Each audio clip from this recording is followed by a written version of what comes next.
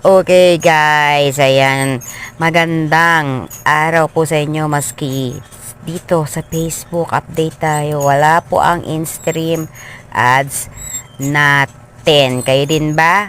Ngayon po ay October 27. Nung nakarang araw yung mga stars ang nawawala, ngayon naman yung in-stream ads. So, ayan nga po, na-excite pa naman ako kasi malapit na tayong ma-monetize.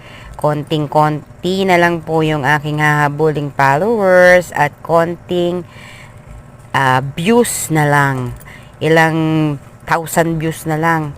So, para mga 10 to 12,000 views na lang, pwede na tayong ma-monetize. Kaso nga lang, sa ngayon, wala yung in-stream ads, pero nawa bumalik po. Wag po tayong mawala ng pag-asa dyan sa mga umaasa. Maraming salamat guys!